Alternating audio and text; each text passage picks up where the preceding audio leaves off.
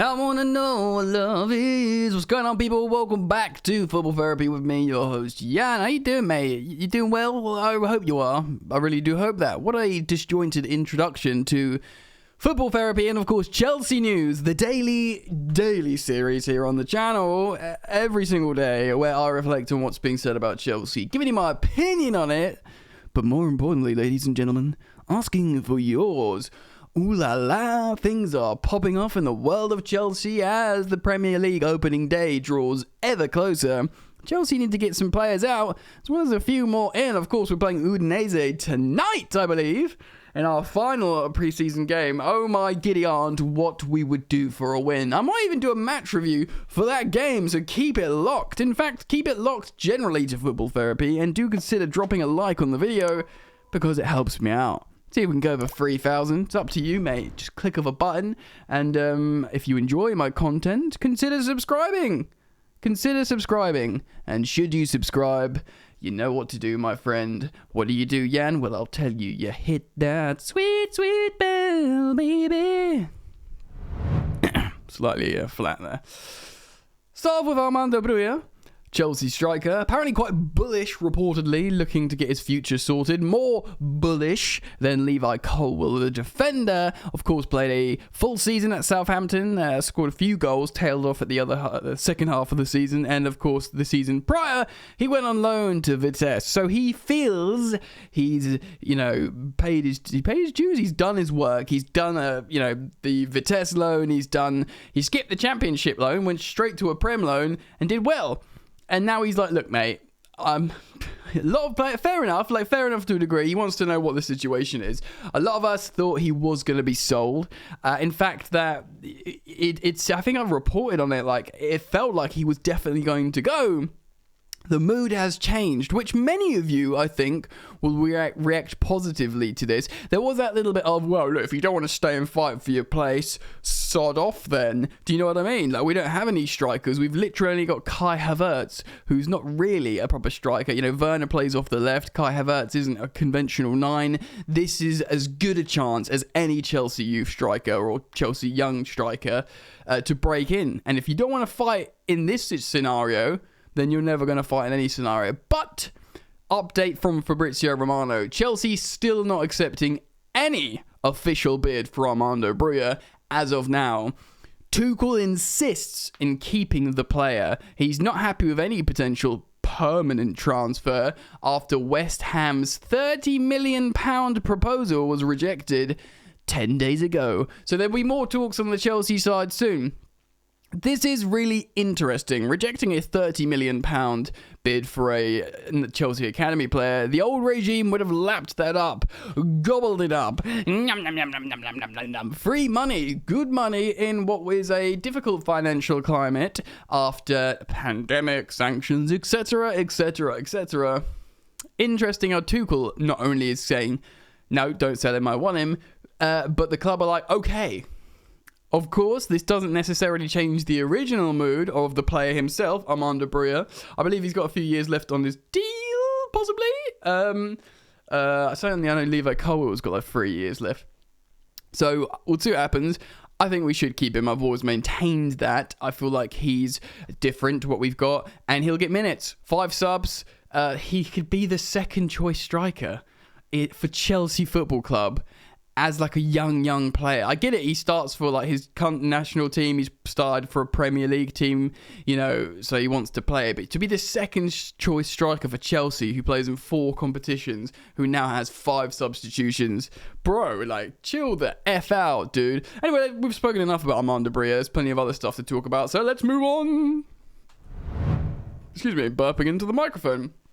Just quickly, Jules Koundé has been announced as a Barcelona player, or a deal in principle. They need to register him, but of course they've got loads of issues. Apparently, he didn't feel wanted by Chelsea, and it turns out, perhaps Thomas Tuchel didn't really want the player. The player who, of course, was a bit more of a Chelsea target, and not perhaps a Tommy Tuchel target, despite Jules Koundé seemingly looking like an appropriate replacement for Azpilicueta. Tuchel was not so... I'm reading this from InsideFootball.com. Tuchel was not set on signing Barcelona new boy Jules Koundé, despite Chelsea management wanting to get their hands on him. So Koundé has now completed a move to Barcelona after several weeks of negotiations between Sevilla and other clubs, including Chelsea. Chelsea almost had an agreement in place with Sevilla before Barcelona hijacked the deal and convinced the Frenchman to come to the Nou Camp. The Blues believed to be frustrated at missing out on another player to Barcelona this summer, but it had been suggested Tuchel will not be losing sleep over the matter. According to French sports daily L'Equipe, Tuchel was not hugely keen on signing Koundé in the ongoing transfer window. The interest went to other players. Chelsea envisaged Koundé being another option at right back as well, but the defender was no longer interested in playing that role. Also, he was like third choice defender underneath Ake, and which might raise eyebrows for some. And of course, Matthijs de Ligt went to Bayern Munich, so he would have felt unloved, unwanted, where Barcelona were really targeting him. And by all accounts, Thomas Tuchel, our manager, didn't really fancy him that much. Of course, there's that sort of really basic thing that, apparently he didn't think he's tall enough. But you want to play Reece James in that right centre-back spot, mate? Reece James isn't tall either. Fair, maybe he just didn't fancy him, which is fair enough. Let's move on away from Jules Koundé. Sticking on Barcelona and defenders, though, do we let Azpilicueta go? Of course, this is a recurring theme story as well. He wants to go. He's not done any media interviews speaking to the press and stuff where he'd be like, oh, we're really looking forward to the upcoming season. Apparently, he does want to go. I don't know if interest is called on Marcos Alonso to Barcelona. I would kind of like to sell Alonso to Barcelona. I feel like Emerson should be second choice. I think he's more dynamic. I think he suits what we want to do better. He's closer to Chilwell. I mean, Alonso's left boot is closer to Chilwell, but in terms of player profile, mobility and stuff, Emerson's probably a better, choice for left wing back. Tuchel seems to really like Emerson as a left wing back. I'll nail my colours to the mast now. I am totally happy with Emerson being our second choice left wing back. We've got other priorities to sort out. Flog Alonso, keep Emerson there behind Chilwell. When it comes to Azpilicueta, a lot of people feel like, I heard Simon Johnson speak on the Athletic Chelsea podcast straight out of Cobham saying, look, he thinks we should be selfish and say, sorry, SP, we're keeping you to run down your contract. You can go on a free next summer. We've lost defenders. And to be honest, you probably aren't going to play as much as you did last season, but we need your leadership. We need another senior player around, and, screw Barcelona. Do you know what I mean? Like, he feels like we should be a bit like that. Many of you might agree with this. We'll see what happens. I'm kind of like chill about it.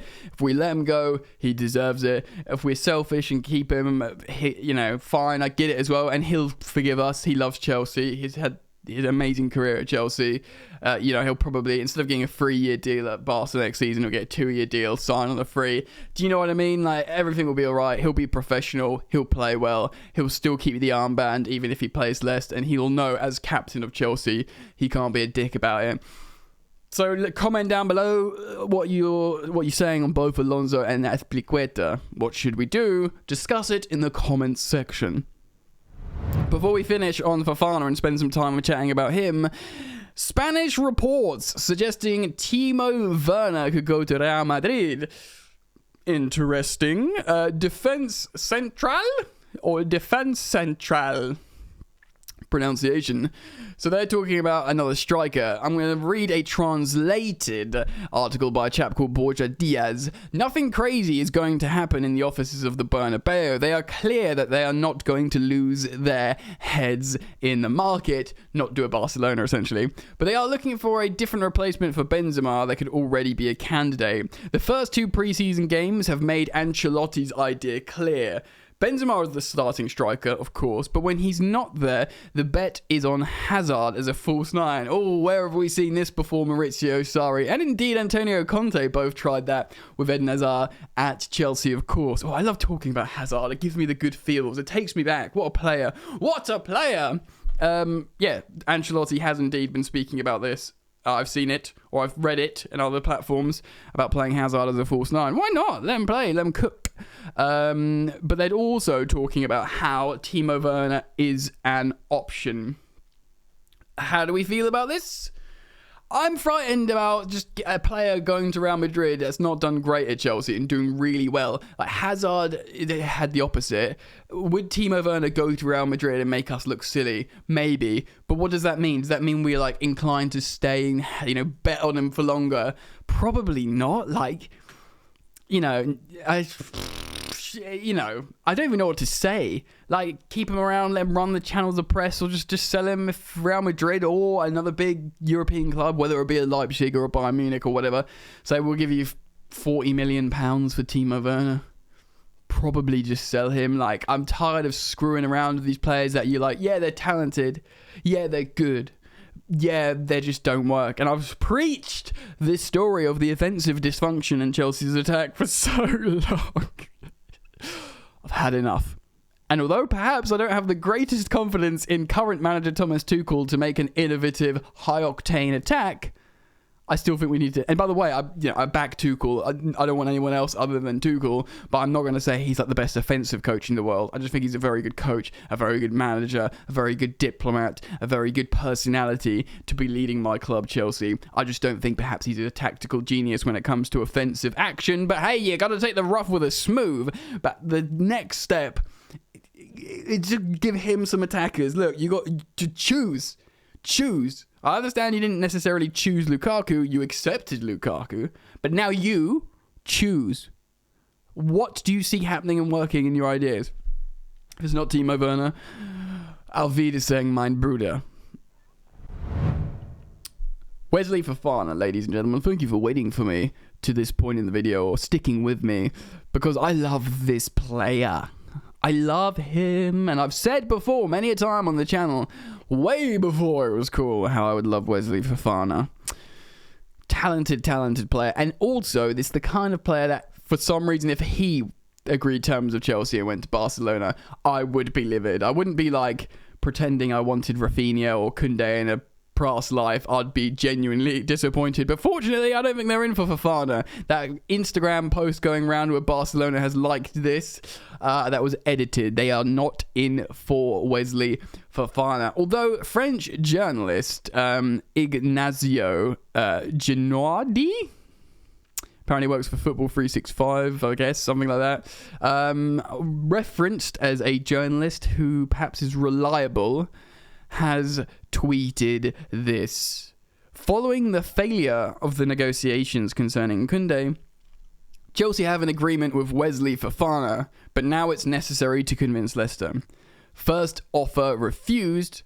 After the arrival of Kalidou Koulibaly, the Blues do not rule out recruiting 2 other central defenders. I think one elite would be good now, and then utilising the likes of Trev Chalobah, Levi Colwill, keep them around, maybe even Azpilicueta if we do that selfish decision and keep Cesar at the club.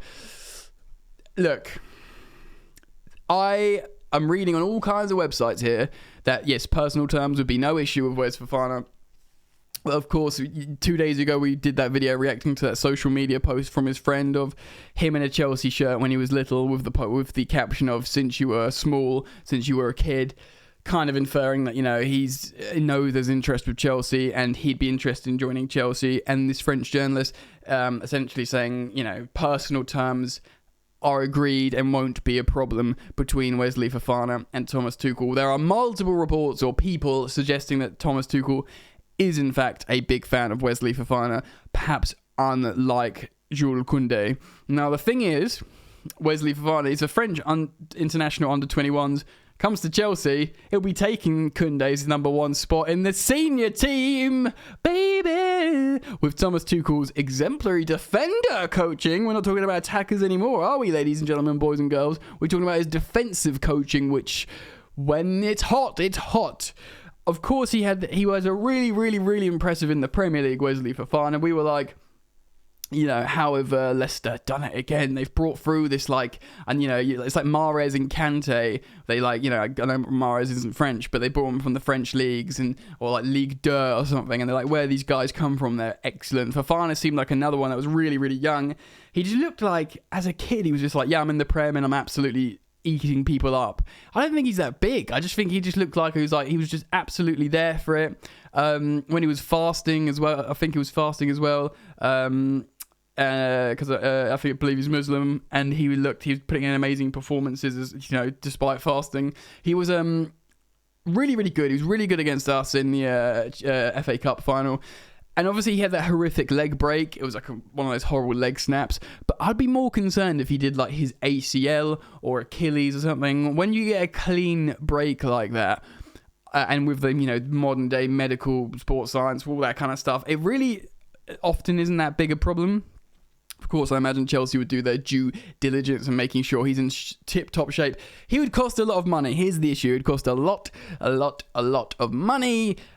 He'd be a much better investment in terms of, comparatively to other, he'll be like possibly more than double than Koulibaly. Of course, he's literally a decade younger than him.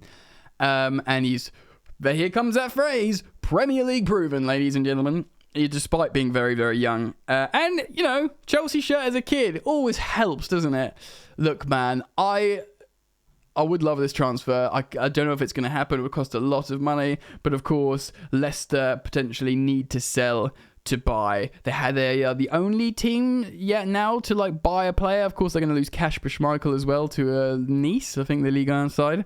So they'll need to sell to buy. If Chelsea can strike a deal with them, giving them a lot of money for this young player, which does boast some risk, but they'll give them an opportunity to buy 2 players, replace Fofana, and buy a decent goalkeeper. Say if we give them 60 million, they could spend 30 on a French defender, another one 30 on a goalkeeper. You could probably get 2 very good, decent players for that.